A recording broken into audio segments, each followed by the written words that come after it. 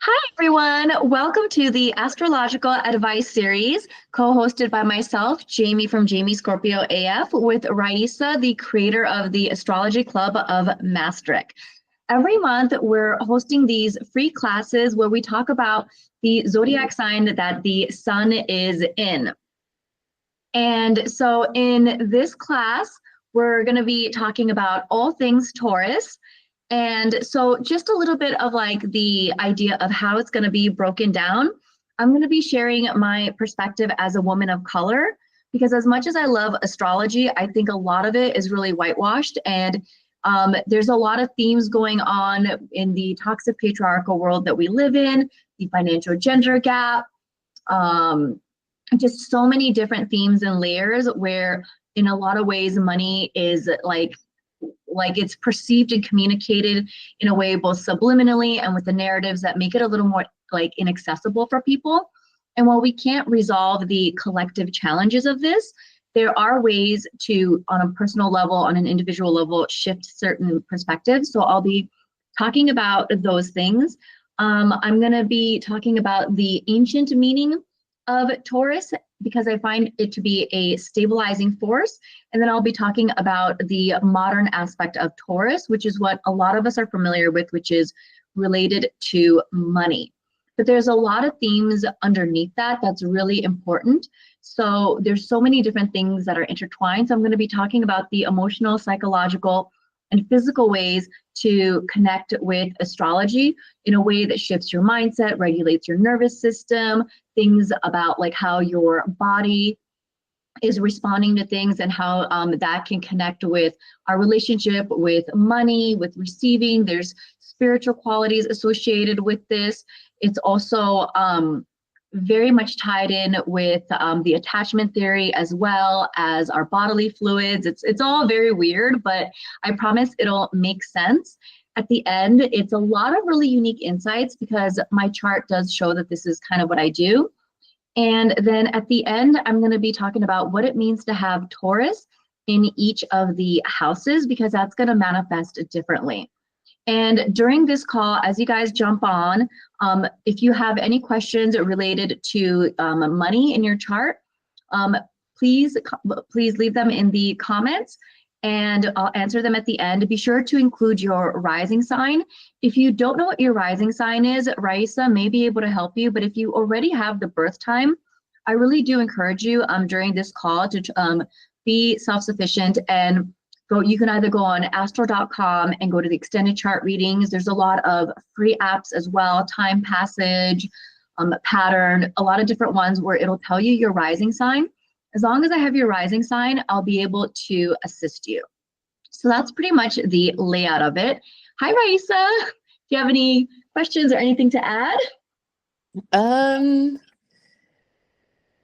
was just thinking, like, do you have maybe a rough time of, like, for example, how long you think it will take for the general summary, and then when the bit specific coming to the rising time, or will you just see how it flows, just so people know what to expect? Just to see how it flows. We've pretty much dedicated like an hour for this, so we'll try to stay within that range as much as possible. Okay, amazing. Well, I'm looking forward to it. So, okay. So this is for new and seasoned astrologers. So I'm going to give some foundational information for anyone who's new, and then I'll just layer on some unique insights. So one of the things that I do want to mention is how everything is interconnected. So I am also going to be discussing Aries as well. Now, Taurus is the sign that comes after Aries. It's a fixed earth sign. So wherever Taurus is in your chart, the energy moves the slowest. The house that it's in tells you the area of your life that it affects. So where you have Taurus in your chart, you want to let go of the social conditioning, the narrative of expecting things to work efficiently and stuff. Taurus is a slow-paced, leisurely sign because it's the most fixed earth, because it's a fixed earth sign. It's literally the most fixed sign. But something to note is that it's the sign that comes after Aries, and it's really important to not chop up the zodiac signs. So last month we talked about the Aries video. If you haven't gotten a chance to watch that, definitely check it out. because essentially with the Aries sign, it starts off the new season. It's about new beginnings. So this is why Aries represents newborns. And then as we evolve from Aries, you go into the energy of Taurus, and Aries is the infant. So the experiences that infants have there's sort of this correlation with Taurus there, because there's this developmental phase that people are going through. And the next sign and the next house is always the resource of the previous sign. So what I mean by that is the resource of Aries is Taurus, because Taurus comes after Aries. And so while Aries is a really motivating sign that inspires us to be more courageous and bold and start new things, Aries can be really impulsive. So with that, it can lead to burnout and just not thinking things through. And this is where the energy of Taurus is really beneficial, because it has the stabilizing quality. Taurus is about managing resources. And this is something that is really valuable, that Aries really benefits from. And the other thing I do want to mention is that the next sign always dissolves the energy of the previous sign. So while Aries is impulsive and stubbornly daring, has a lot of energy, Taurus is the opposite of that. While Aries is about initiating and starting new things, Taurus is about maintaining things. Taurus is about managing your resources. It's a leisurely, slow-paced sign.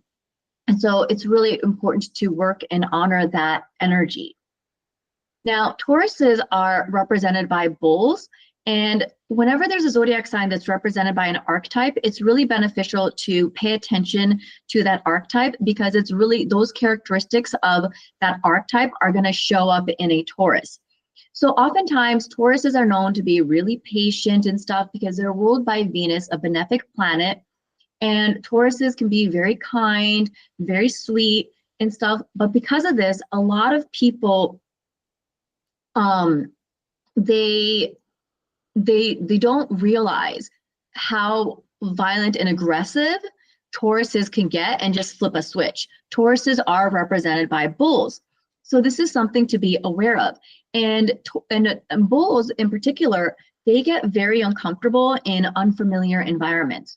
So this is something to really be like aware of and stuff, because this is something that, you know, because Tauruses and the bulls are very much, I'm so sorry, I'm so distracted right now, very much related to, you know, getting affected by the unfamiliar environment, and they like to feel comfortable. When they don't feel comfortable, they feel threatened, their survival instincts kick in. And this is where violent behavior, and I don't necessarily mean violent, but like defensive, violent, aggressive behavior can show up. So oftentimes what happens is that Tauruses aren't moving at the pace that other people want them to. And so other people will get really frustrated, and they'll get fed up with Tauruses, and they'll push them. And the thing is, for a really long time, Tauruses won't do anything. And then when they lose it, they lose it. But because they spend so much time being patient, people get so surprised when they get fed up. But the thing is, when you want a Taurus to change, pushing them isn't going to be the way to get it done, because that energy of trying to push and create this constant like state of change, that's the energy of the opposite sign of Taurus, which is Scorpio. They are constantly reinventing themselves. They're experiencing death and rebirth. There's all these like fluctuations. That's not the energy of Taurus. And so one of the things that I say to a lot of people, particularly in relationships with Tauruses, is that if you're not patient with them, if you don't like the timeline at which they're going, you really need to evaluate if this is a relationship that you want to be in, because you cannot force a Taurus to rush the process. It's not sustainable. It's not healthy for them. It literally goes against what they're meant to do. And this is for Taurus risings, sun, moon, but wherever you have Taurus in your chart, this is very much a theme here. You want to pace yourself. So you want to surround yourself in environments where you have Taurus in your chart, people are treating you with kindness and patience. If they're rushing you, that's literally going against the nature of what's best for you. Unless you have something like Mars or something that changes that energy. And even then, it could just be that you have the stamina to maintain things. It's not really about constantly reinventing things.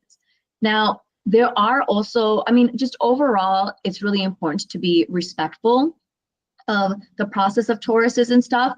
But also, one of the things that I think everyone can do in order to keep an eye out to get a sense of like where Tauruses are and how they feel is to really look at their behavior and their body language, particularly in their neck area. This is the same thing that happens with bulls, and I've noticed this in a lot of Tauruses too, is that bulls have a lot of muscles, muscular strength in their neck. And so sometimes like when Tauruses will get mad, they'll just kind of like turn their heads a little bit. Like bulls do this too. And they're very like side. It's almost like they're just like, what the fuck did this motherfucker say? Why are they doing it? Why are they pulling that shit? It's that kind of like attitude. So if you're a Taurus yourself, be aware when that's happening and like really use your voice, which is what Taurus rules. And like, you know, you can't control other people, but letting them know, hey, you know what? I work at a certain pace. I know that it's not for you, but I'm getting really frustrated. I need a break. And you really want to like create that boundary. And if you're pushing a Taurus, because you may not even realize that you're pushing a Taurus because everyone's range of what's comfortable and uncomfortable is different. So you could just be having a very like what you think is a mild conversation, but someone is really frustrated, you know? And I used to be best friends with a Taurus who years later I found out he was diagnosed with bipolar disorder. So hi, Sarah, please turn your mic and your video off. And if you have any questions, go ahead and comment below. So anyways, we're just talking about a Taurus right now. You can watch the replay as far as the beginning goes, but I was just in the process of letting people know that there are some visual cues that you can keep an eye out for when Tauruses are about to snap that are just important to be aware of. Like, I think it's important for us to be respectful so we don't like push people to that level, but just being aware of these cues and stuff where like if you see them kind of turning their heads and they're just like taken aback, this is like really an indicator to kind of back off. But I was telling a story that I used to be best friends with a Taurus who was really sweet for a really long time. And then years later, his behavior just completely changed and he was diagnosed with bipolar disorder. And so like, if I was saying that I really enjoy strawberry jam and I mentioned it multiple times, he got really frustrated. It was a very weird thing. So like, yes, it's really important with Tauruses to respect their space, respect their boundaries. They're an earth sign. They're an earth sign, so these are introverted signs and stuff. They're very selective about who they like to surround themselves with. They're a discerning sign because Venus is about evaluation and discernment and whatnot. But ultimately, at the end of the day, like, you know, I don't want you to just take at face value, like, don't, you know, like, obviously don't push people, but you might not think you're pushing someone and you just never know how people are going to respond to things. So these are just different cues to kind of keep track of. And essentially where you have Taurus in your chart, this is an area of your chart where it's really important to give yourself that sense of stability, consistency, reliability, and groundedness. And especially as women, this is so important because we do live in a patriarchal society that says to be consistent. And there's, you know, even if you have your own business or something with marketing, it's like show up every day, be consistent, be consistent. And these are sort of the energy that's showing up. And so that's not the rhythm that works for women in general. And so that's something to be mindful of because women are ruled by the moon, which has cyclical phases. And so women go through our 28-day, like we go through our entire hormonal cycle in about 28 days, but that's assuming that we're not dysregulated. A man goes through their cycle in their entire hormonal cycle in 24 hours. So the consistency that's imposed on us doesn't work for women. And so oftentimes what I see is that women or just people in general will impose this idea or embody this idea of like, I'm going to be consistent in this way because it's going to get me the things that I want. And it doesn't always work. And what happens, and I see this a lot with my clients, is that people try to impose consistency in the wrong area of your life. So especially as women, it's important for us to honor our cyclical flow, but where we have Taurus in our chart, we all have Taurus in our chart, this is the area where we do want to be consistent. We want to be grounded. We want to be reliable. So depending on like what's going on, you know, we may be a really adaptable person overall, but where you have Taurus in your chart, you really want to develop that consistency and hold that standard, because that's really important. And there are a number of different things that you can do to do that. Taurus is the sign that really teaches us about those things. And Taurus is the sign that rules the five senses. And these are very like qualities that help us to be present. So it's about sight, hearing, smell, touch, what's the other one? Eyes, hearing, nose, taste, touch, right? These are all very grounding things.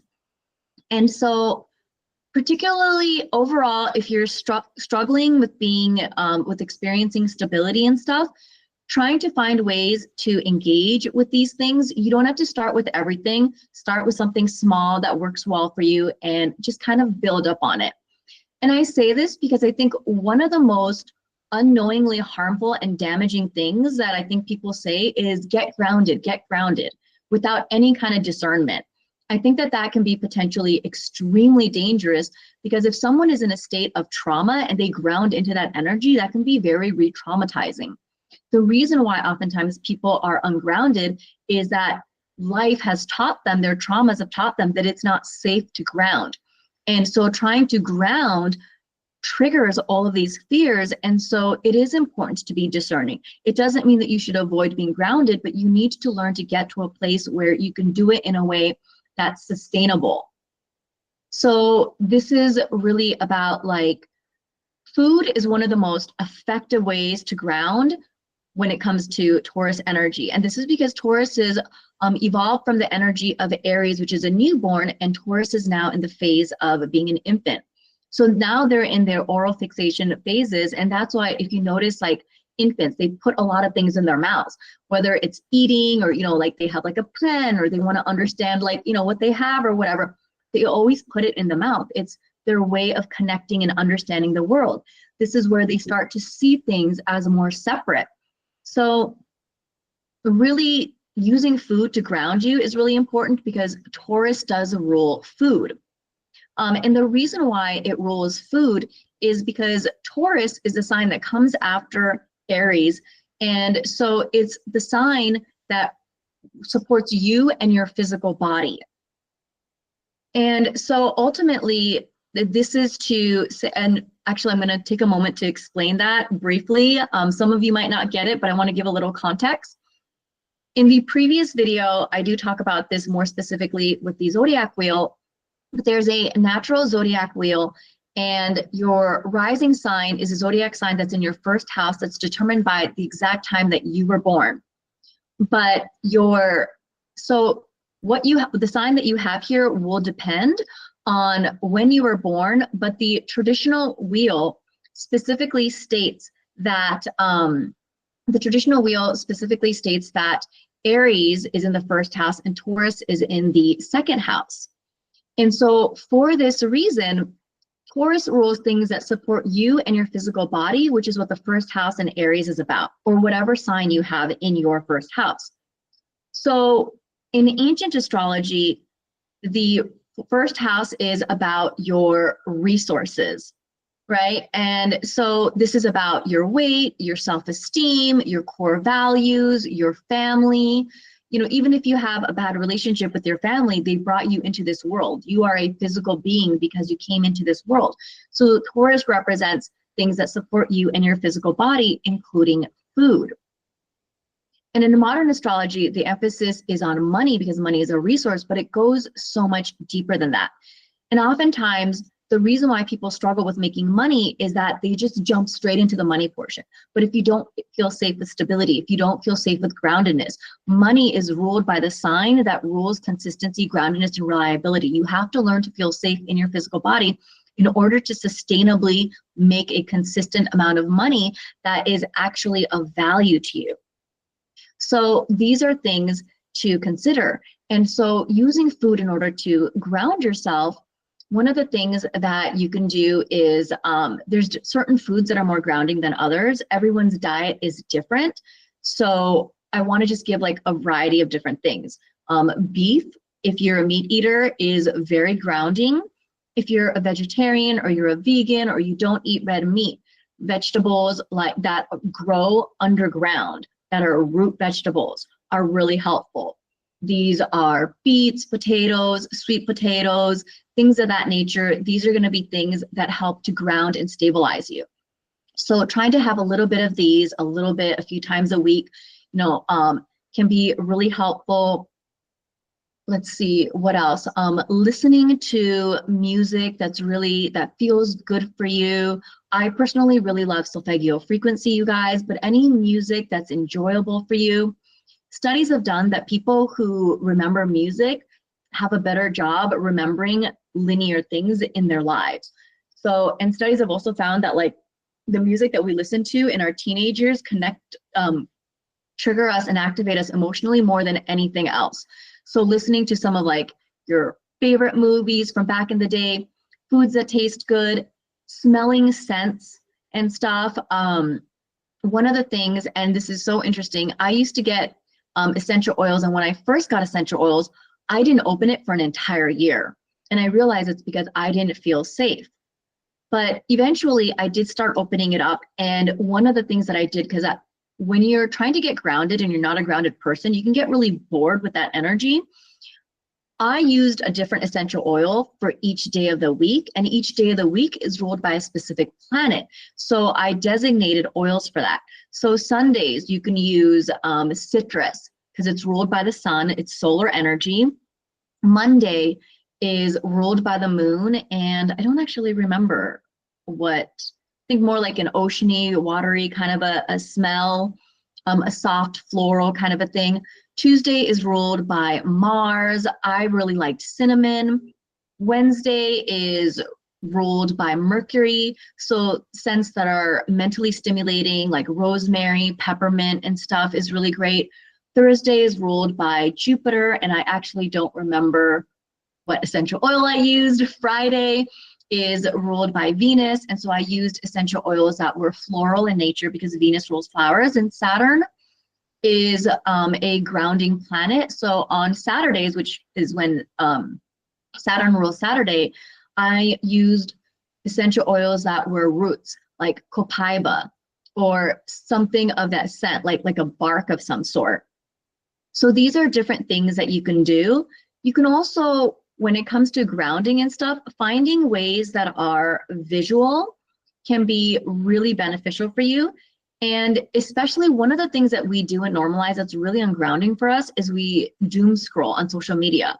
You ever notice social media? It goes up and down. This up and down motion is actually really overwhelming and triggering for our brain. This is why they recommend we go out in nature, because when we go out in nature, our eyes, because of the way plants grow, we naturally look side by side. So one of the things that you can do to ground every day that's totally free is to look side to side every day. This is an orienting technique that they do in somatic therapy, which is designed to help you regulate your nervous system. And also looking around and like identifying 5 things that you see. And I think there's like also looking at like, what are a couple things that you smell? What are a couple things that you hear? Things of that nature that bring you back to your present body is going to be really beneficial. And you may think that these are really simple things, but it's actually not, because so much of what we do today is like with our daily lives, constantly being on our phone, we are actually designed to not be present. It's so much harder to be present in our chemical productions, our bodies. We get addicted to what's familiar to us. So you would be surprised if I just recommended this and you tried to do this. It's so easy to forget without setting an alarm, because being present is actually really difficult for us. And for those of you who have strong Taurus in your chart too, really take the time to invest in clothes that you find to be extremely comfortable. Okay, and if you have bougie taste, really hunt for those sales, because that's going to be something that's really important. The things that you touch, the things that you feel, these are things that are extremely important for you in order to feel safe. And where you have Taurus in your chart, you want to be discerning and you want to surround yourself with people who are patient, who allow you to move at the pace that feels good for you. And where you have Taurus in your chart, when you feel physically uncomfortable, this is an indicator that maybe it's time for you to move yourself out of that environment. And I'm going to talk about that as I go into the houses, because I have a lot of personal stories about that. And I used to think I was really like just unreasonable. And I'm like, no, actually, Taurus is the most stubborn sign. It's the most uncompromising sign.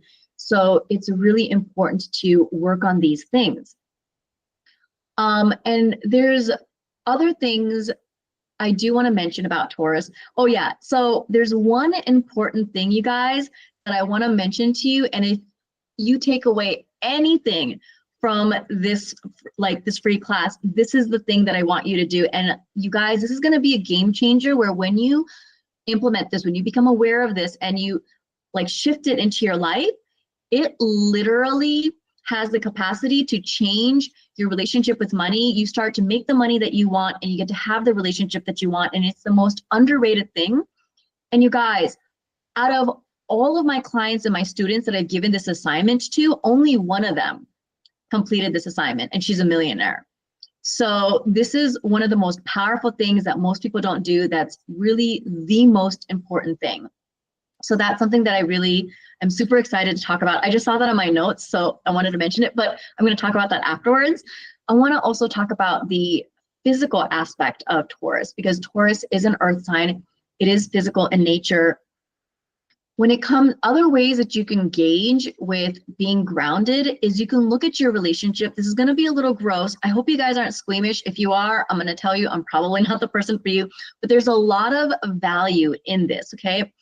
Is look at your poop, okay? Now, some people might be prone towards constipation. Some people might be prone towards diarrhea, right? And here's the thing.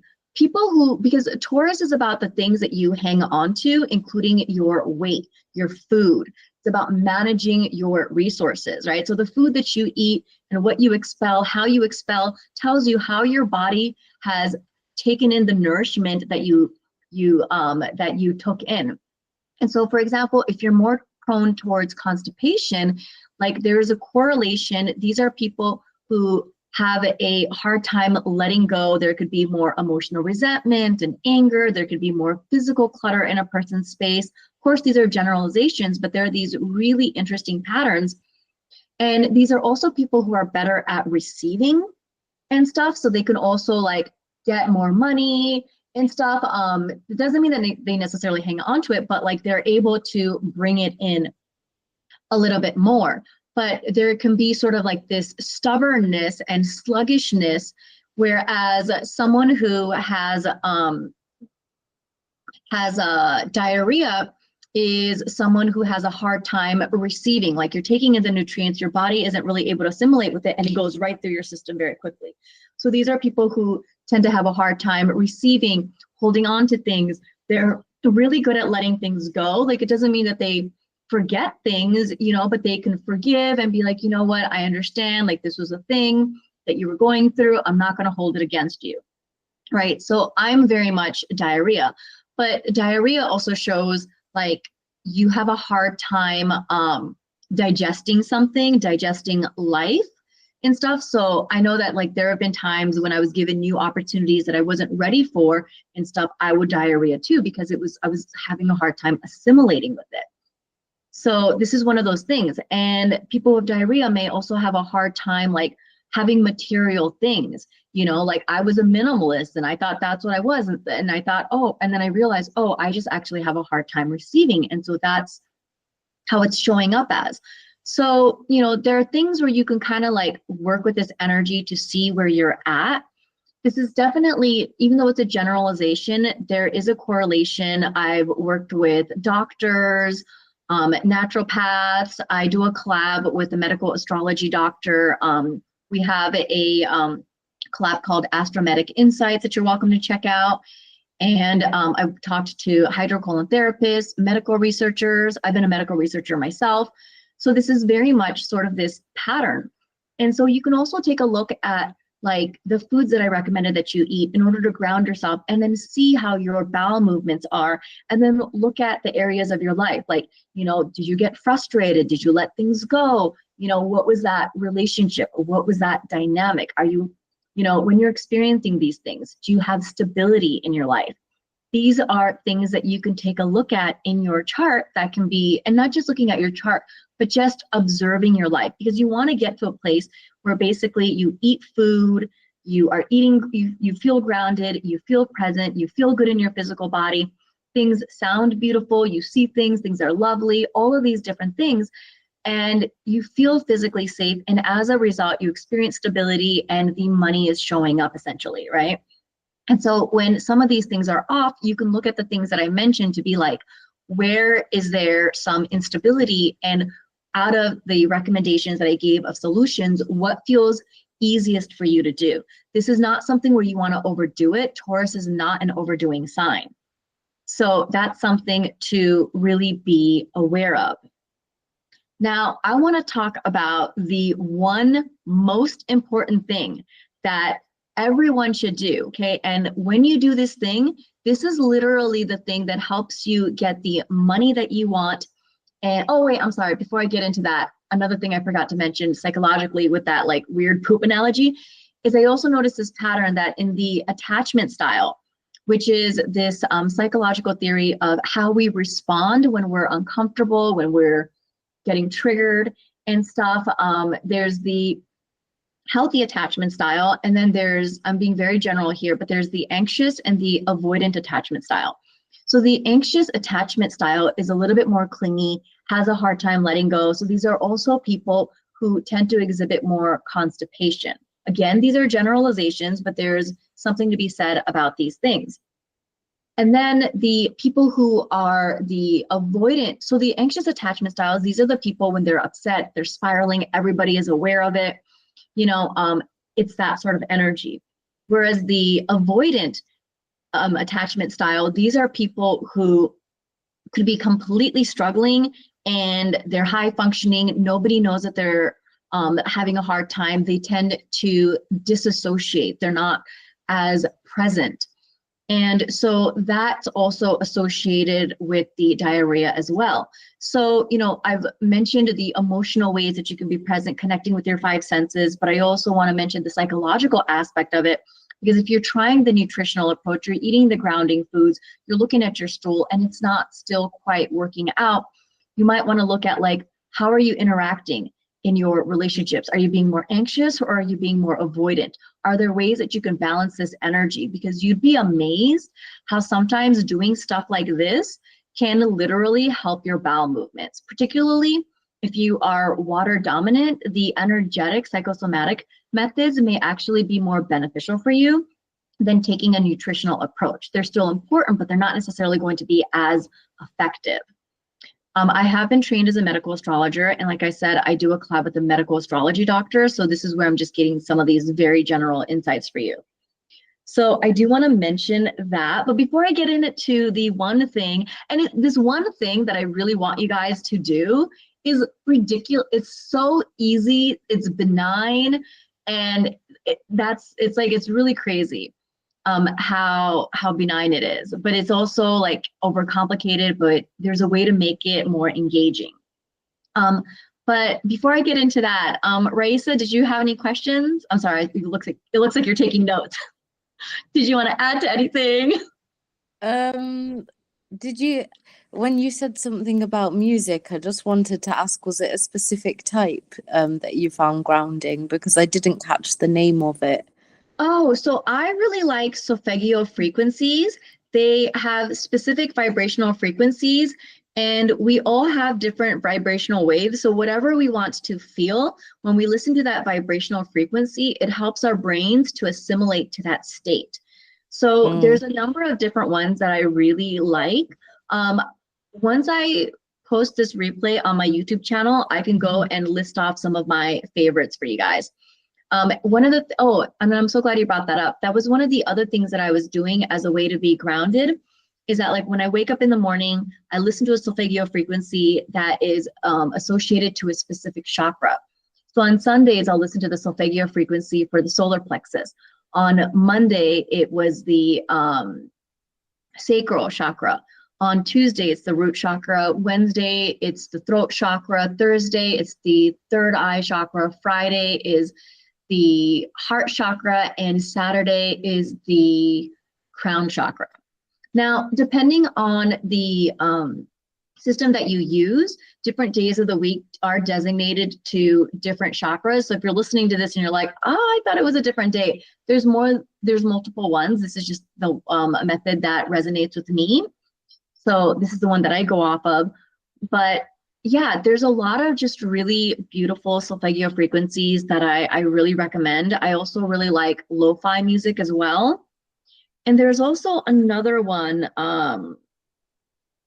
I don't remember the name right now, but it's a music company that was actually created, and it creates types of music based on your brain type. So you can listen to it and you'll pretty much know which ones you resonate with more. But that one is also something that's really great. So I'll have to go and find that one for you guys as well. So I'm glad you asked that question. But yeah, anything else you wanted to add, Raisa? I mean, you don't have to. I don't want you to feel like just with the how you said about grounding foods, and you said about vegetables, what about for fruits? Because I was just thinking about that as well, because some people like to be a bit more fruity. Yeah, I love the way you said that. You know, that's a good question. I'm gonna need to look into that, because technically vegetables aren't really, I mean, not that they don't have nutritional value and stuff, but they're designed for predators to not eat them. So it's not really something that we should be eating on a regular basis, or we should be alternating them. So I'm sure there are fruits that are grounding. I just don't know what they are right now. So I'll definitely look into that for you. I'm pretty sure nuts are grounding. I want to say cashews and walnuts, for example, but I do want to think about fruits. Yeah, that's a good question. So yeah, I'll do that. Actually, you know what? Let me stop saying I'm going to do it. Let me write down notes so I don't forget. But also, if you want to write these notes down so you can remind me, right? So, okay, music, solfeggio frequencies, grounding fruits, and stuff. So, okay, cool. Can I move on to the? Can I yeah, add one more thing? Just from my perspective, I think doing more grounding postures like yoga ones, which could be, yeah, or even like if someone, I don't do it that much myself because I get a bit scared of the animals that come out, but like on the grass, like grounding with the feet, and also I try to add in standing balances for my students so that their feet can get stronger as well. So maybe things like that, or things low down to the ground. yes. I actually forgot about that. I'm glad, because I don't think I would have been able to have enough time to cover it. And it's, as a yoga teacher, you're so much better suited to say this anyways. But I am one of Astrolada's newest collaborators. So I'll be doing an intro video in the summertime. And I'm going to be talking about J-me Scorpio AF, which is my signature reading, because I have a lot of clients that are psychologists. And oftentimes we use approaches that aren't really beneficial for us. So I talk about what does and what doesn't work. And I talk about how you can kind of tell a person's state of like their nervous system based on like how they're moving their body and stuff. And that also kind of tells you like whether someone needs more grounding or whether they need more stimulation as well. So I'll touch on that a little bit, not to the degree and not in the way that Raisa would. But like maybe, I don't know if you feel comfortable doing like a video, like maybe giving an example, like some of the yoga stuff that you do that might be like grounding and whatnot. But one thing I do want to re-emphasize that I mentioned previously, to be careful, because sometimes when we don't feel safe to ground, doing grounding things can be particularly triggering. So that's where when I get to the end of this class where I teach you how to work with where Taurus is in your chart, I'll give you some supportive energy. Like for me, just really quickly, it's difficult for me to ground, but the earth planets, which are the more grounding, stabilizing signs, are in the houses of other people. So when I'm trying to ground myself, it's not best for me to do it alone. Doing it with other people is really beneficial for me, which is really difficult for my hyper independence and my trauma. I was like, I have to do everything myself. And it's like, oh no, that actually doesn't work for me. So this is like the beauty of astrology, is that you start to get to know what works best for you. So that's one of the big things. I'm so glad you mentioned the physical grounding stuff, Raisa. You're welcome. Yeah.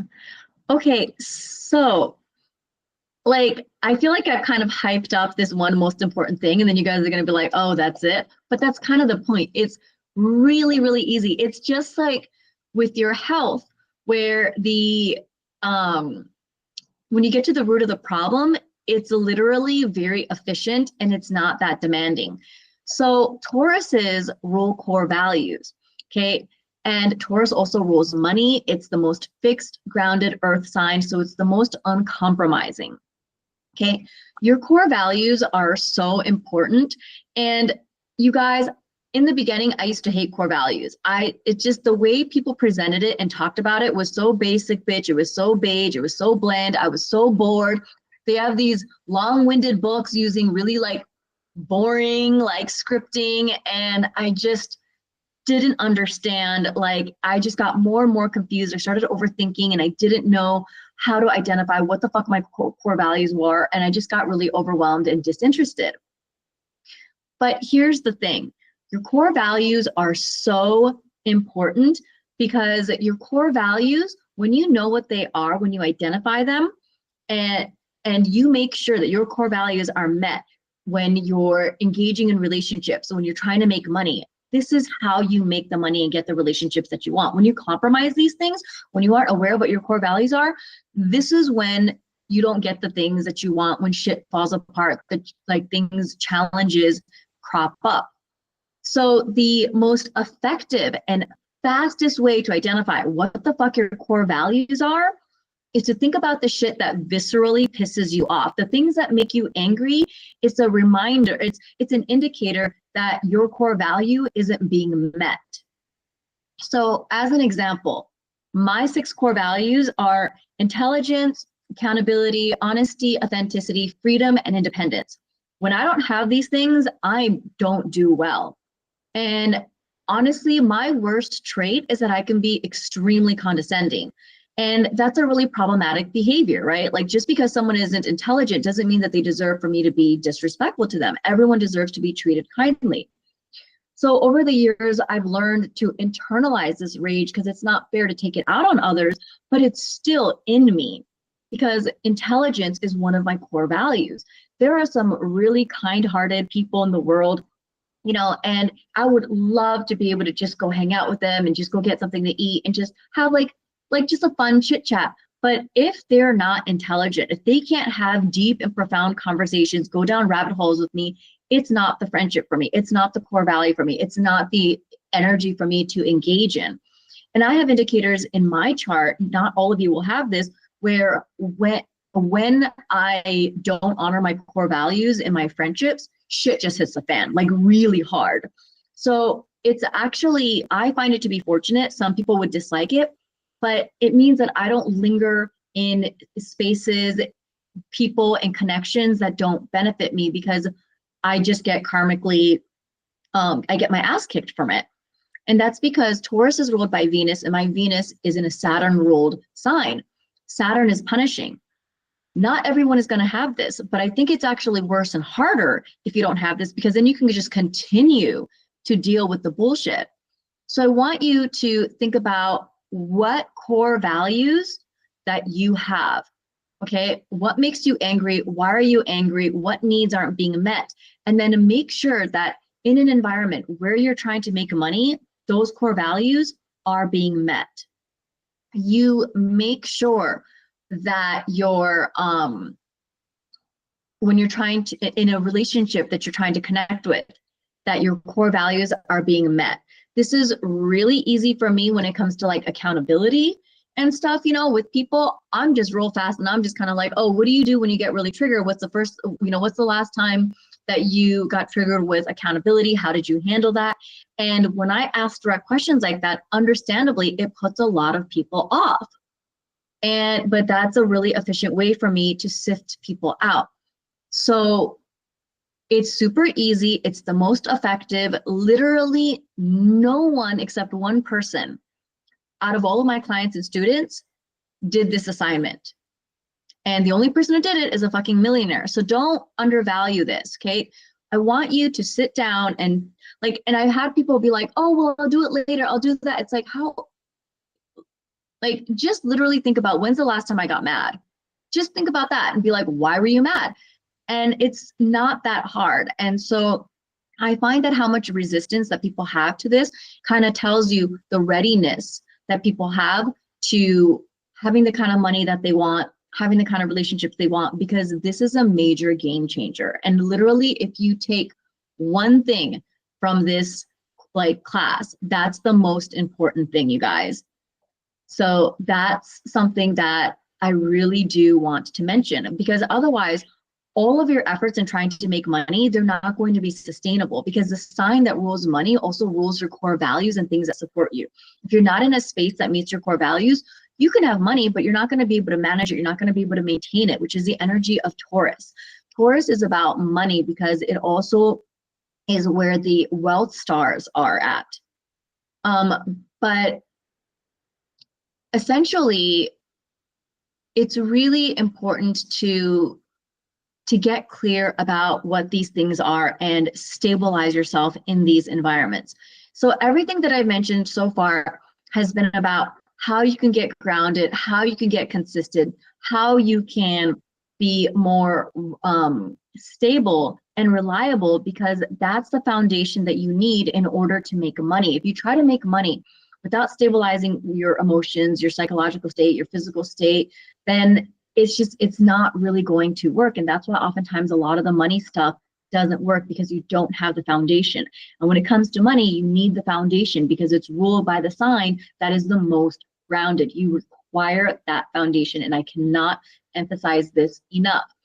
And particularly the things that rule Taurus, if you have a hard time with it, your weight, your food attachments, your family, that means that you have less stability. So you need to work all the more harder to really get that groundedness. You really have to put in that intentional effort. Some people, it's just a little bit more easier, you know, and it's just important to be honest about where you're at. And as a woman of color in this toxic patriarchal society with the financial gender gap, there are challenges that I face. So I do see money and things in a different perspective. Obviously, thankfully, I have light skin privilege, but there are other things that I do have to consider as well. There's also challenges. And even like the narrative around money, it's designed to create distance.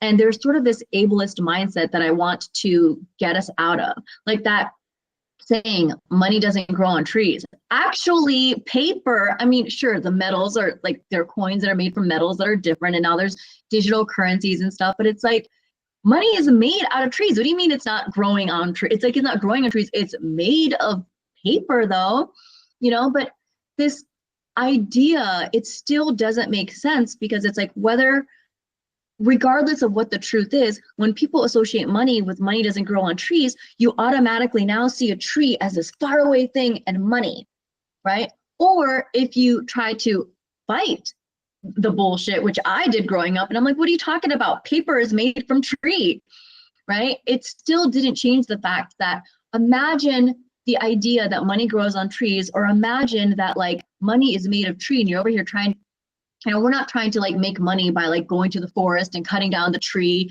and stuff, but these are like the visuals and stuff. It's like the subliminal messaging that it's hard work. And I don't think it should be like that, okay? Taurus rules money. Taurus rules bulls that eat grass. Taurus rules food. Okay. I want to think and I choose to believe that money is grass. And I like the energy of this because when you think about what grass is made of and stuff, I'm so sorry, I don't actually remember anymore. It's made up of like three things. And I think it also includes like oxygen and like the soil and these different things. And they're very earthy, they're very grounding sort of things. And grass is easier for us to access. There's faux grass, there's grass outside, even if you live in like the city, even in like New York, you can take a train. It's easy to get to a place where they have grass. So I want you to think of it as money is grass. What are ways that you can make it easier for you to make money? Like society glorifies and encourages people to work hard for money, but that actually goes against the energy astrologically of what represents money. Money is ruled by Taurus, which is a leisurely, slow-paced sign that manages and maintains its resources. It doesn't work hard. It doesn't overextend itself. The energy of increased financial gains is Aquarius and the 11th house. Aquarius is ruled by Saturn, and yes, Saturn can be hardworking, but that's more in the energy of Capricorn. In the energy of Aquarius, it's about working collectively with a group. This is why in order to further elevate, in order to further succeed, we are social creatures. It's important to work with other people. And in modern society, community has been lost compared to ancient times, but this is where it's like the most successful people work together. They support each other, they collaborate. That is the energy that you need to be in. So you don't have to do everything. You can divvy up the tasks and the responsibilities in order to support everyone. That's the energy of Aquarius and increased financial gains. And then Neptune is the higher octave of Venus. Venus is the planet that rules money. Okay, Neptune is the modern ruler of Pisces. Pisces is the laziest sign. So this also goes to show you that when it comes to making money, you don't really want to work too hard at it. Now, everything I'm saying is generalized. Like you may have like the more hardworking planets or signs in your second house of money, in your 11th house of financial gains and stuff, in Pisces, in Taurus, and Aquarius, which does kind of change the energy. But overall, the other thing is that it's important to not overwork. Like in Eastern philosophy, we've got our life force energy, our chi. We only have so much. If you work hard and you burn your energy out when you're younger, you have less of it as you get older. As we get older, especially as women, our hormone changes, our memory shifts. Women who give birth and go through labor, their brain literally shrinks. Okay, like it is harder for us. We atrophy, our body breaks down as we get older. So it doesn't make sense to try to make money in a way where you work hard because it's not sustainable. So I want you to think about ways that you can learn to find stability with money. But in order to do that, you need to find that stability within yourself, emotionally, psychologically, and physically. You need to have that groundedness. You need to have that presence. You need to have that trust. Use your core values and stuff, because it's not enough to just know what your core values are and then implement it. If you're constantly putting yourself in an environment that doesn't meet your core values, it's going to be terrifying to constantly have to remove yourself from that situation, right? That can have a very destabilizing effect, which is why you do have to work with your Taurus energy in order to stabilize this energy so that you have that patience, you have that trust, so that the money will show up. And also to engage with money in a way that works best for you. In this free class, I'm not going to be able to tell you specifically what that looks like. I do have a reading called Get Cozy with Money, where I teach you how to detox your money traumas to learn more about that. But I make a lot of emphasis on the grounding part because that's the area that people don't talk about the most. And if you don't work on that, the money doesn't matter. That's why so many people become millionaires. They lose the money within a couple of years because they don't have the groundedness, they don't have the capacity to hang on to it, which is the energy of Taurus. Do you have anything you want to add, Raisa? No, I think you've covered things quite well. Wow. It's 5:55. Okay, so I want to talk about what it means to have Taurus in each of the houses.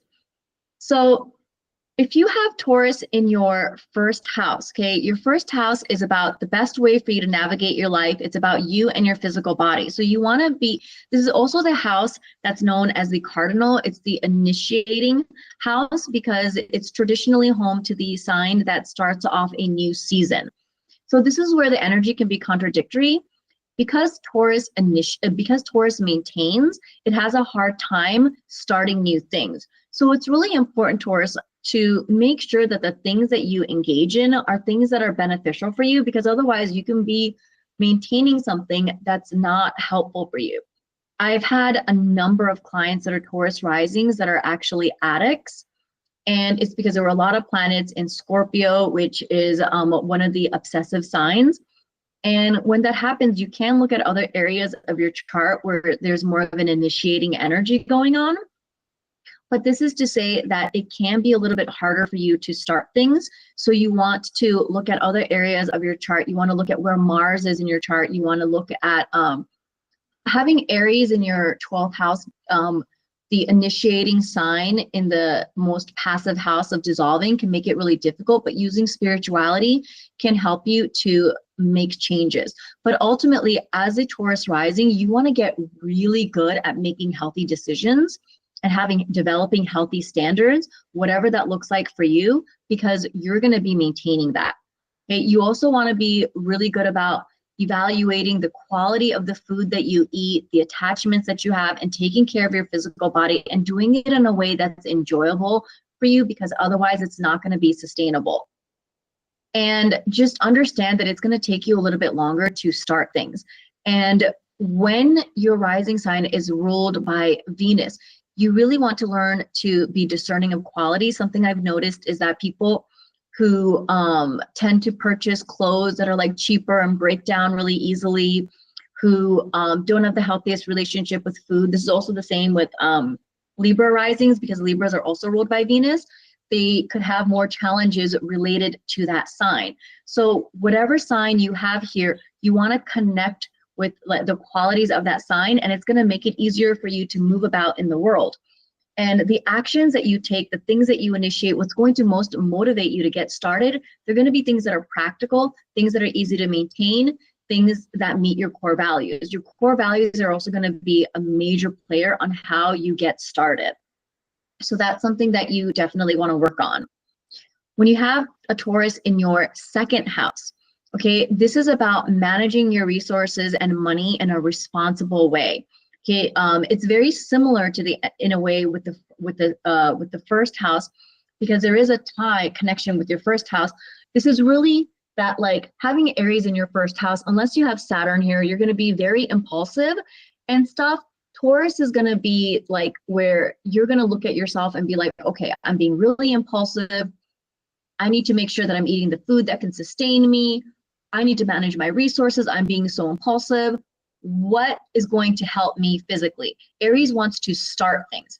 Taurus is about maintaining things. Not everything Aries starts should be maintained and continued. So this is where Tauruses can be really good at identifying these things. Again, using the core values. Having Taurus here in your second house of money, this is very security oriented.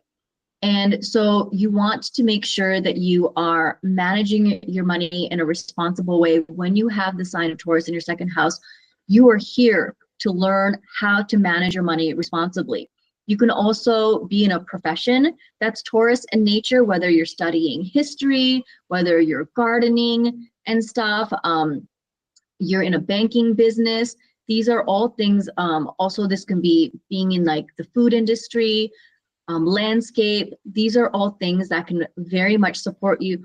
Basically, find ways where you make money that's related to your core values, make money in a way where it's practical and makes sense. And when it comes to making money, you want to be security oriented. This is not so much the sign where you want to be a freelancer and you want to deal with financial fluctuations and stuff like that. This is where you want to look at that stability. The second house is fixed and maintaining, so you kind of want to maintain that energy as well. So do the thing that's easiest for you to maintain. Now, when you have Taurus in your third house, okay, your third house is your environment, your neighborhood, your siblings, the people that you talk to on a day-to-day basis. This is why this is one of the houses that are ruled, that rules friendships and coworkers and stuff, even though there's other signs that rule, placements that rule this, but it's basically your everyday communication. It's your early childhood experiences, your mindset, how you communicate. So with Taurus here, okay, you want to make sure that the people that you talk to and interact with, they are, you feel comfortable expressing yourself. You feel comfortable communicating. These are people that recognize, like you see value in them, okay? And if you have Taurus here and you're talking to people that are constantly upsetting you and you're constantly getting into fights, this may be an indicator that these are maybe not the best people to have in your life, because where you have Taurus in your chart, it's important for you to feel physically comfortable. Some people do well talking to people that provoke them and trigger them. This isn't the journey for Tauruses. Okay. This is also about your early learning experience. So when you're first learning something, you want to make sure you're in the energy of Taurus. Use essential oils. Make sure that you're comfortable. Make sure that you feel physically safe. These are going to be things that's going to help you with your mindset shift. You know, sometimes people take this approach where they're like, okay, you need to get really uncomfortable. You need to get triggered. That energy isn't going to work if you have Taurus in your third house. You need to feel safe in order to change and shift your mindset. You also really want to, like, there's different things that we can change our mindset on. You know, for some people, the mindset can be like, I want to learn to be more optimistic. I need my mindset. I have to learn to say no. I have to learn to say yes. But when you have Taurus here, you want your mindset to shift as far as how you manage your resources and money. You also want to study and learn and read about money management. This is going to be something that's really helpful for you. And you want to create a day-to-day environment that really helps to stabilize you. And the third house is the Cadent house. So it's the most mutable house. It's falling in power. So the energy isn't necessarily the strongest here. And so just be really patient with yourself. Now let's talk about when you have Taurus in the fourth house. This is the energy of having Taurus in the fourth house. This is the energy where it's another angular house. Like I mentioned in the first house, it's home to Cancer, which starts off the new season. So this is a very initiating part of your house. This is also about your home, your roots, where you come from, your family, particularly your mom, but also your previous incarnations as well, where you came from, where like where home was before you incarnated into this lifetime, where you were in your previous lifetime, where you were in the spirit realm. This is also about your emotional and foundational needs. So having Taurus here, this is the part of your chart where you want to make sure that in your home, you feel physically comfortable. Everything I mentioned about the five senses, you want to make sure that your home smells good. You want to make sure that you have sheets that are beautiful, that are soft to the touch. You want to make sure that things are beautiful. Something I've noticed is that people who have Taurus in their fourth house that have, like, for example, like a damaged Venus, they don't have a beautiful home because they have a resistance around it. But this is where it's so important to really find ways to get comfortable being comfortable. You want to make sure that you have really good speakers, that you're listening to things that are really nice, that you're eating delicious foods at home. If you're eating trash food at home, your body is not going to do well with that. You're going to have more of an extra sensitivity. So in your home environment, you want it to be very, very Taurus. You want to be really selective and careful about who you invite into your home. Make sure that these are people who are familiar and comfortable to you. You don't want to just have everyone traipse in and out. That's just not going to be healthy for you.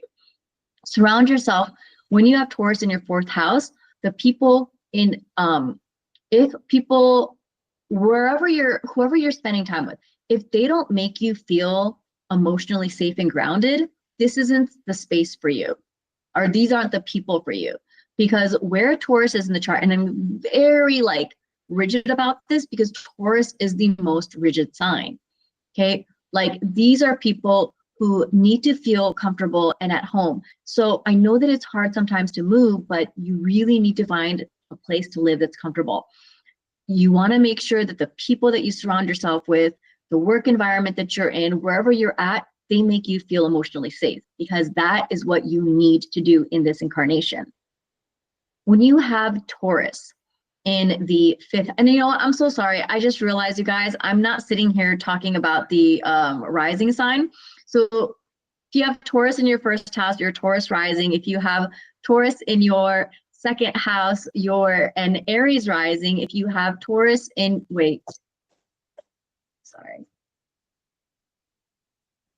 Taurus in your 1st house, you're Taurus rising. Taurus in your 2nd house, you're an Aries rising. Taurus in your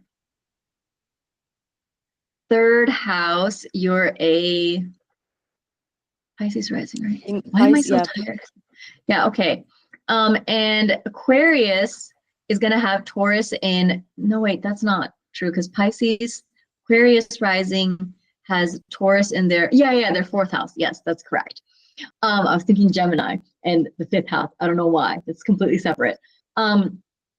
As an Aquarius rising, you're going to have Taurus in your 4th house of home. So that's what I just mentioned. Okay. Now, Taurus in your 5th house is going to be a Capricorn rising. And so when you have, wait, is that right? Yeah, it is. I'm so sorry, you guys. So when you have Capricorn, when you're a Capricorn rising and you have Taurus in your 5th house, this is about your self-expression, starting your own business. It's about play. It's about romance, love, dating. It's about your children, things of that nature. And Capricorn is a very strategic sign. Okay, so having a practical sign like Taurus in your 5th house of pleasure, the things that you enjoy, they have to be easy to maintain. They have to be pleasurable. And like, this is where whoever you get involved with, you might actually be with them for a really, really long time. Like, it can be harder for you to get out of those relationships. So it's really important that when you have Taurus in your 5th house, that you're selective and intentional, particularly if you're prone to getting into really problematic relationships. Be really cautious about getting into a relationship, you guys, because if it's a problematic one, you can stay in it for a very, very long time. But this is where, like, learning to manage your resources, learning discernment, learning how to evaluate and value things is going to be really helpful. Dating someone who has the positive qualities of Taurus. They're grounded, they're consistent, they are reliable, they are a source of stability for you. They manage their money and their resources responsibly. They have a good relationship with food. These are the things that are going to be really helpful. And in this toxic patriarchal world, as a straight woman, a lot of guys pretend to be a certain way. But the thing is, when someone is actually stable, this isn't just, even if you've known them for a short amount of time, like you should feel safe in a relationship. Now, if you've experienced trauma, what's actually safe may feel unsafe. So I bring that up because if you have this pattern where you're constantly like, yeah, I dated these people because they felt safe. It's like, no, they felt familiar. That's a different thing. And if you're familiar with unsafe people, a safe person is so different. It could freak out your nervous system. It might be like, oh, that seems like someone not safe. So I do want you to understand that. But this is to say that this is where you want discernment. And again, emphasizing your fucking core values. Don't waste time dating someone who doesn't meet your core values. I don't give a fuck how much you like that person. If you start doing that, this could start to potentially chip away at the things that you enjoy. This is going to affect your self-expression and stuff. When you express yourself, the people that you are dating, the people that you're in love with, are they receptive to you? Do they value what you say? Because if they don't value what you say, they are not the one for you. And that's for everyone, but this is especially true. This is like the biggest thing where I think a really efficient way is to just start running your mouth and see how receptive they are. Talk about the weird, crazy shit that you like, because 5th house is about individuality, and see how they respond to it. Okay, now If you're a Sagittarius rising, you're going to have Taurus in your 6th house. And this is where, again, the energy moves the slowest, and the 6th house is the house of problems. It's also your ideal work environment, and it's about your health, your day-to-day activities. So this is to say that, like, your ideal work environment, you want it to be familiar and consistent. Even though you're ruled by Sagittarius, which is all about having freedom and fluctuations and stuff like that, when it comes to your day-to-day habits, when it comes to your work environment, you want to have a certain level of familiarity and stability. You don't necessarily want to have the kind of job unless you have other indicators where you're like, one day you're going to this office and another day you're doing this and another day you're doing that. That's going to be a little bit too much for you. You want to have a bit of that stability. And if you don't have stability and groundedness with having Taurus in your 6th house, you are likely to have problems with people, possibly your coworkers, and to have health issues. So this is an indicator. Again, this is really frustrating. And I know a number of Sagittarius risings that was really struggling with this, and they were kind of scared to quit their job. But as a Sagittarius rising, you're ruled by the luckiest planet. It doesn't, I mean, you have to consider where Jupiter, which is the ruler of Sagittarius, is in your chart, whether it's visible or not, whether it's well aspected, but it's still pretty favorable. So if you have problems, Taurus problems, trying to create an environment that's going to change that or put yourself in a different environment where you don't have that is going to be really beneficial. An environment where there's stability and stuff, you feel physically safe there, you feel good there, your work environment, you're not forced to move at a fast pace and stuff. You are able to be leisurely, you're able to work with like a select number of people in a team in a consistent basis, not a huge team. This is going to be something that really benefits you. Taking care of your health is going to be extremely important too. Things related to Taurus, your throat, certain things that are related to Taurus, if you're not taking care of your health, these are things that can kind of like affect your stability. So these are things that you want to be mindful of. Now, as a Scorpio rising, you're going to have Taurus in your 7th house. The 7th house is the opposite house of you. So even though it's often associated with romantic, committed partners, your spouses, your business partners, your personal and professional relationships, it's technically anyone and anything that's not you. And because it's farthest away from you, anything that's far away from you, even including traveling. These are also shadow qualities that you're meant to incorporate and embody as well. So Scorpios are often experiencing a lot of death and rebirth, and you're constantly reinventing yourself, and you're going through traumas and you're healing, and that's the energy. And so it's a fixed sign, but it's ruled by Mars, and there's a lot of fluctuation in the life of a Scorpio rising. And so something that they're meant to incorporate is Taurus. Find ways to be stable and grounded through other people. You want to have that, like your life partner, your spouse, you want them to be grounded and stable. You don't want to be the person that's like, I'm going to fall in love with someone that is really spontaneous. Actually, you know what? I'm sorry, I changed that. I take that back. There are so many other considerations to make. So, so you can be with someone who is spontaneous and adventurous, but what's important is that you feel safe. Okay, you are supposed to embody resources, stability, and stuff. You are here to work with clients that have who have a consistent amount of money, because Scorpios are here to magnetize financial resources from others. So you want to make sure that for whatever work that you're doing, if you have a client-based job, you're working with clients that understand the value of money and that have money. You don't want to work with people who have financial fluctuations in their lives and financial inconsistency, because that's going to go against the energy of what's ultimately best for you. You also want to make sure that whoever, again, this is with everyone, but particularly for Scorpio rising, you want to make sure that your core values are being met in your romantic partnerships, your clients, and your business collaborators, because this is tied to your money. The money sign is in the sign of people that are outside of you. So you need to be really careful. My best friend is a Scorpio rising, and he's done like 5 startups, and he's made some mistakes with other people. He trusted people that he shouldn't have.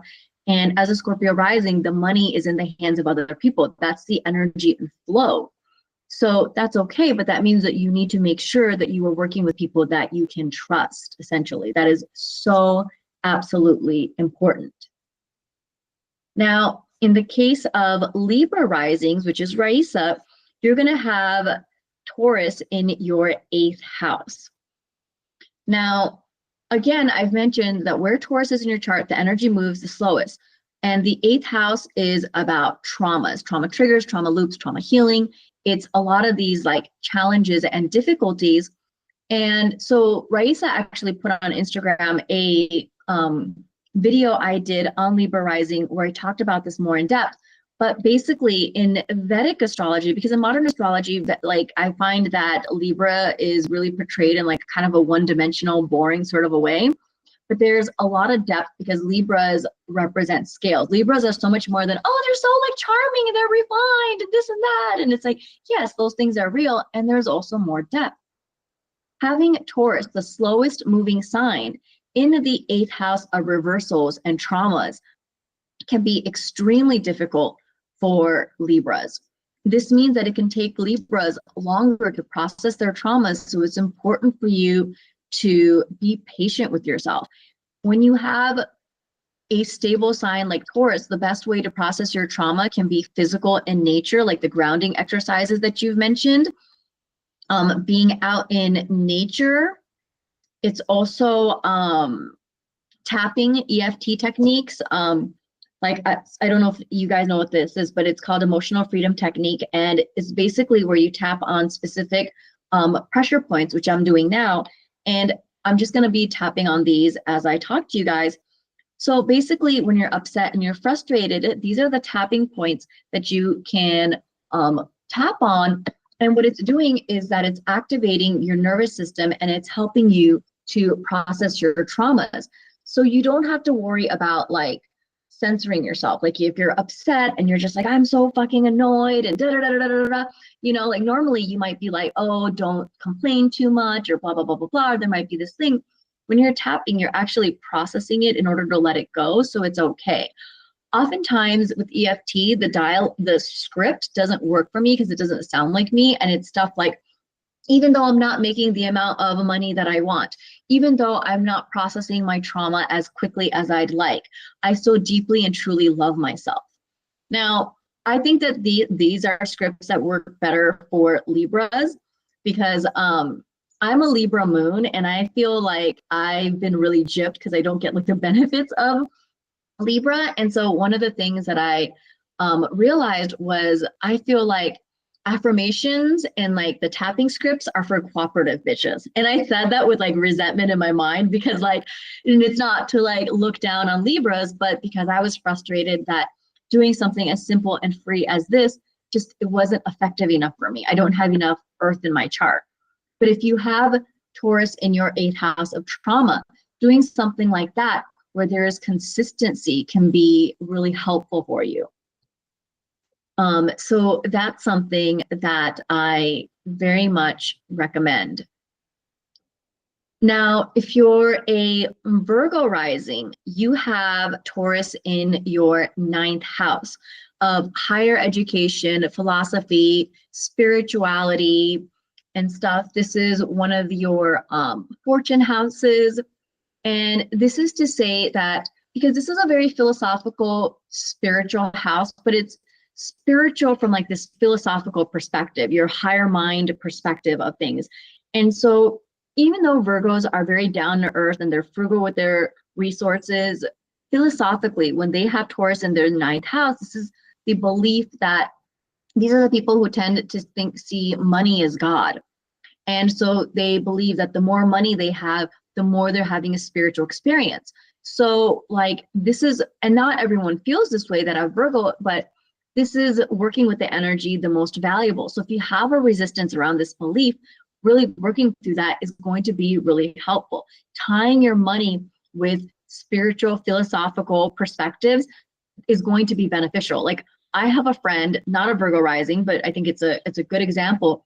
He has this idea that money is bad, or he used to, and he knew that that's not true. So he needed to consciously, decondition and unlearn those things. In the case of Virgo, if you have these similar things, you want to look at philosophy, money, spirituality in order to untangle these things. Think about how you can be more spiritual. Spirituality is really to say like connecting with why you what your soul purpose is. Whatever your soul purpose is, money is a resource that's going to allow you to be more you and allow you to access these things. What is your spiritual purpose? What's important to you? What is philosophically matters to you? How can you use money to materialize and bring these things? The ninth house is also about your personal goals. So I want you to think about what your personal goals are and how you can be consistent and stabilize yourself. When you have Taurus in your ninth house of personal goals, this is where you do want to be consistent with your goals and really work with that energy regularly. And you want to pick goals that are easy to maintain, otherwise it's not going to work. To get started on these goals, think about the philosophical, spiritual motivation. These are going to be things that ultimately really help you. Now, if you're a Leo rising, you're going to have Virgo in your 10th house. And wait. Taurus. Yeah, yeah, Taurus. Oh my God, I'm so sorry. I was like, that's not right. You're gonna have Taurus in your 10th house of your career. Now, what I find really interesting about this is that I grew up for most of my adult life in LA, the land of celebrities and actors and stuff. And you hear stories about celebrities spending years and years and years auditioning before they finally get their first break, right? Because Leos rule celebrities. And their 10th house of their career success is ruled by the slowest moving sign. So Leos are also entrepreneurs, but if you're an actor or you're moving about in the world and you're trying to be professionally successful, you do want to be patient with yourself and recognize that your career success is going to take a little bit longer. But the best way to make sure that you are achieving that success is by celebrating your individuality. Put yourself in the spotlight. That's the energy of a Leo rising. If that's not something that you're comfortable with, work on developing your confidence, because that's going to help you get more comfortable socializing, putting yourself into the public eye and stuff. And that's going to make it easier for you to become professionally successful. And when it comes to jobs that you are trying to pursue, particularly management, higher supervisor, leadership positions, you want to make sure, again, that your core values are being met. Don't bother to apply for a job where, I mean, I don't want to say don't bother. Like, I don't know what your financial situation is. If you need money, like by all means, apply to the job. But understand that if you apply for a high position job with Taurus in your 10th house and it doesn't meet your core values, it's not going to maintain itself. So, or it's most likely to not maintain itself. Taurus is a maintaining sign. So I probably shouldn't be saying that throughout this reading. This is a generalization, you guys. There are going to be things that change the energy. Sometimes the energy does sustain itself, but that can also be the problem, and that's where like you see actors that are like in TV shows and movies that they hate, but it takes like 2-3 years to film a movie. You're stuck in that situation. So you want to make sure that you don't do that to yourself. You want to make sure that you feel physically safe. And how often do you hear celebrities talk about how they don't feel safe? So you don't always maintain this energy. Sometimes you do, but that can also be really bad too. Again, where you have Taurus in your chart, this is where it's important for you to be discerning. So this is something that you do want to be aware of. Now, when you're a Cancer rising, you're going to have Taurus in your 11th house of financial gains. Now, for those of you who have this placement, your 11th house rules your friends and your increased financial gains. So this is to say that you can make money with your friends. And it's really important to invest in friends that are of quality nature. And I don't mean that they have to be wealthy people, but they're people that you have to feel safe. They are people who it's important for them to give you a sense of stability. Much like Scorpio risings who have Taurus in their 7th house, the partners that they choose for Cancer risings, the friends that you have, this influences your money. Okay. Also, becoming friends with people who are consistent, stable, and reliable is going to make it easier for you to make money as well. Now, I have indicators in my chart where I have like some friends that are just like the energy is very fluctuating. And with having accountability in my core as one of my core values, and I have a Scorpio stellium, which is to say that I have like a lot of Scorpio energy in my chart and a strong 8th house. Having to work through my trauma is something I've had to deal with a lot. And people who haven't worked through that have a hard time being around my energy. And so there were people who wanted to be around me, but they couldn't handle that energy. And I had to cut those people out of my life. And now I'm surrounding myself exclusively with people I'm much more discerning who can be consistent and stable and reliable. And this has very much increased my cash flows. Collaboration is also really important, and collaborating with people who meet your core values is really important. And I was really honest with Raisa. I was like, listen, once I started doing these collaborations and I've been traveling and stuff, I realized even in the spiritual community, there is a lot of racism, sexism, homophobia, transphobia, all this like problematic beliefs that I'm just not okay with. And I told her that like, because we were gonna get on a call, I reached out to her and expressed interest in collaborating with her.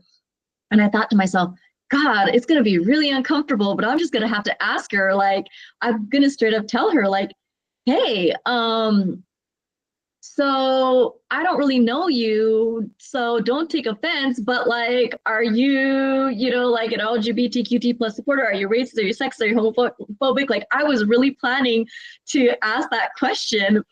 And it was so funny because Raisa had posted something about volunteering to help bring couples together for trans and intersex people. So it's like, I was like, okay, like this is a cool person. She's open-minded, I'm not gonna have problems with her. But like, that was one of those things. I was really willing to have that uncomfortable conversation. And honestly, I think even without you posting that, like like, I mean, you might be like, whoa, but I think, like, I think it's one of those things. I think I'd like to believe that this would have still happened, but it's just one of those things where it's like, you do have to be very particular, and to be uncompromising. And so I realized that I'm like, I cannot collaborate with people who don't meet my core values. It financially fucks me up. And I just can't afford that. Like, it just as a Cancer rising, I already experienced too much fluctuations in my life. And what better way to experience fluctuations than for finances to be unpredictable? So there's a responsibility that we have as Cancer risings for this. And then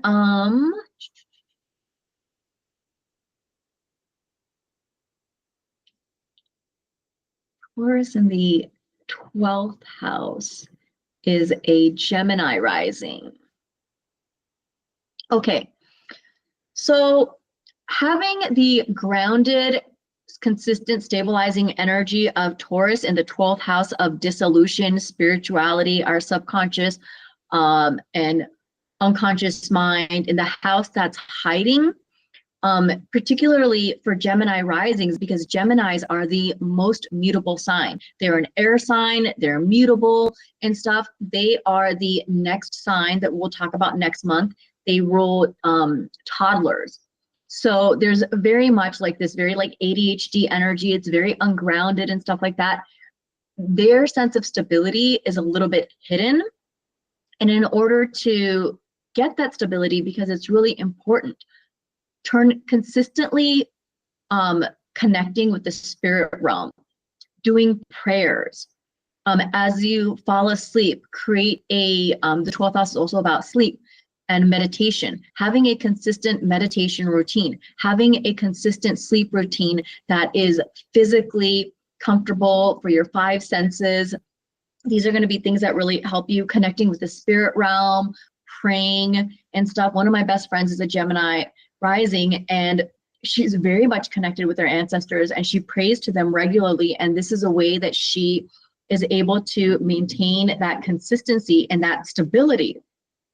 And it's a very esoteric kind of advice, but it's an esoteric house. So getting that support from the esoteric realm is going to be the thing that's going to be the most beneficial for you. So that's just some thoughts that I want to leave you guys with. Thank you so much for doing the advice session. It was so interesting. Yeah. Thank you. I don't know if anybody has any questions. If any of you guys are watching the replay and you guys have questions, you can ask your money questions and also your rising sign, so that I can give you some insights once it's posted on my YouTube channel. And I would love it if you guys subscribed. Any last words, Raisa? Not that I can think of, but just personally, I feel like Taurus season, when I reflected back on it, I think it's always quite a good one for me. So I love that. yeah. Just said my internet connection is unstable. That's about right, because this is a really long video. I didn't expect it to go past an hour and a half at all. Oops. So yeah, if you don't have anything to add, we can end the call. What do you think? Yeah. Okay, great. Thank you so much for those of you guys who attended, and the replay will be on my YouTube channel. Bye, everyone. Bye.